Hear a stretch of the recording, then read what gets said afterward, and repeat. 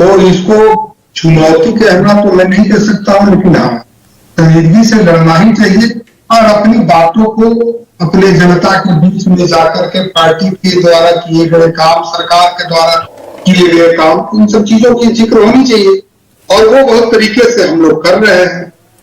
लेकिन हमारी अभी आप जो बता रहे थे कि ये तेजस्वी, आपके रिपोर्टर कह रहे थे कि तेजस्वी यादव जी 0.3% के गैप को भर देना चाहते हैं। दरअसल में वह गैप किसी कारण से हमारे नेता चिराग पासवान जी चुनाव अकेले लड़े थे, हमारी पार्टी लड़ी थी, उसके वजह से बाई डिफॉल्ट एमपी सीटें बढ़ी। सीटें बढ़ने के चलते ये गलतफहमी के शिकार राष्ट्रीय जनता दल के लोग हो गए कि अब हम सरकार बनाने की स्थिति में है।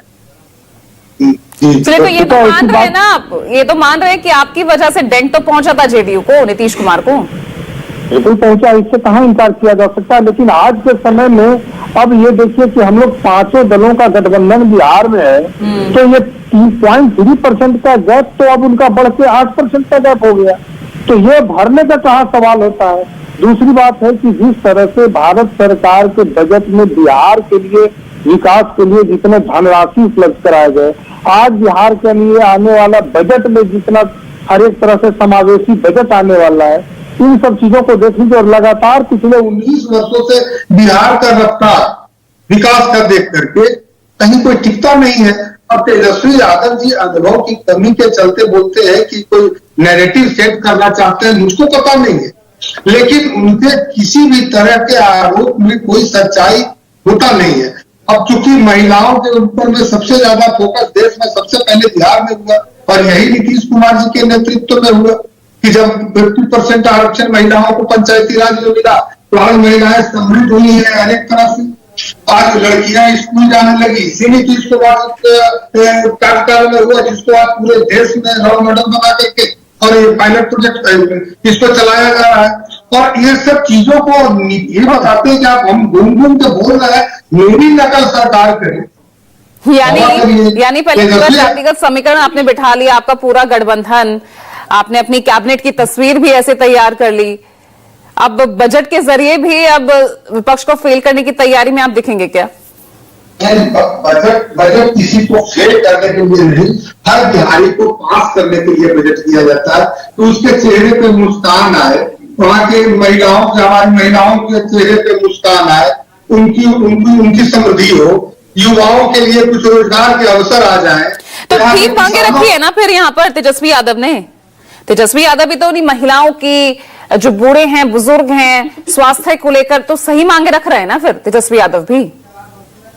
हम कहाँ कह रहे हैं कि तेजस्वी यादव को नाम गलत रखा है। तो भारत में जो भी राजनीति करने वाली पार्टी है कभी गलत तो नहीं सोचती जनता के लिए, नहीं मानता हूं, लेकिन जब अवसर मिलता है तब आप डिलीवर क्या करते। पार्टी का खराब सोच नहीं होता है, लेकिन जब आपको सत्ता मिली तो आप नौकरी देने के बदले जमीन लेने लगे। जब आपके पिताजी को सत्ता मिला तो आप इधर की गाड़ी को खटारा बता रहे हैं। नौकरियां दी तेजस्वी ने तो दी ना आपने 17 महीने के काल में।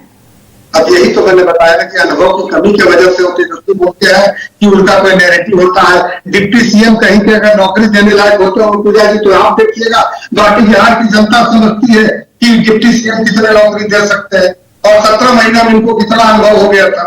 अब रह गई बात कि जिस तरह से वो बिहार को लेकर के चिंतित है, वो उनको लग रहा है कि मैं ये चुनाव को हार गया हूं। ये 5 दलों का गठबंधन जिस मजबूती के साथ में आप देखिए कि अभी इंडी गठबंधन में कांग्रेस और इन दोनों के बीच में समानता नहीं बन पाई है। चुनाव लड़ने की बात तो दूर गई। हमारे यहाँ क्या है कि 40 जिलों में से 33 जिलों में एनडीए के 5 दलों का अब तो महासम्मेलन भी इसका खत्म हो गया, तो विधानसभा का सम्मेलन चालू हो रहा है। और जातीय सर्वे इसका चेहरे की बात आप कह रहे थे कि भाई देखिए तेजस्वी यादव का चेहरा बड़ी तेजी से उभरा है सीएम के लिए, लेकिन मैं बताता हूं कि ये सर्वे में हुआ क्या है कि अब मान लें कि इनके पास बहुत विकल्प नहीं था किसी वर्ग विशेष के जिसका पसंदीदा रहे, अच्छा वाई फैक्टर पे सिर्फ सर्वे अगर वहां पे जाएंगे तो आपको कोई विकल्प नहीं है ना, एक ही चेहरा है तो आपको वो थोड़ा सा बड़ा दिख सकता है। लेकिन हमारे यहाँ बहुत बड़े वोटर सर्वे के मुताबिक 50% लोग मौजूदा एनडीए सरकार से नाखुश हैं, बदलाव चाहते हैं, ये भी एक फैक्टर निकला है। नहीं देखिए मैं वही बता रहा हूँ ना, सेम चीज हुआ ना, उसी आदमी से पूछा ना कि जो तेजस्वी जी को बनाना चाहते हैं वही सवाल दूसरा उनके पास भी रहा है। तो अगर चॉइस उनके पास है ही नहीं, किसी की पास जाके अगर आप सर्वे करते हैं और यहाँ पे देखिए कि सीएम का चेहरा तो अभी मान लीजिए एस्टेब्लिश है, तो फिर दूसरा सीएम को पूछने का सवाल कहां होता है? कौन है तो मुझे सीएम का चेहरा? नीतीश कुमार जी तो मतलब यहाँ पे भारत में देख लीजिए कि प्रधानमंत्री के लिए एस्टेब्लिश चेहरा, स्थापित चेहरा। जेडीयू दावा कर रही है, आप दावा करते हैं, लेकिन बीजेपी का शीर्ष नेतृत्व क्यों नहीं ये बात कह पा रहा है ना? फिर ये सवाल उठ जाता है देवेंद्र कुमार मुन्ना जी। चलिए राजेश राठौर, अब यहाँ पर वहां तो जो गठबंधन है पूरा इंटैक्ट दिख रहा है, एकजुट दिख रहा है। जो 0.3% की जो कमी रह गई थी ना, वो भी वहां वो पूरा कर देंगे इस बार, क्योंकि अब तो साथ है, एक दूसरे के खिलाफ तो है नहीं। मुश्किल तो आपके लिए है ना?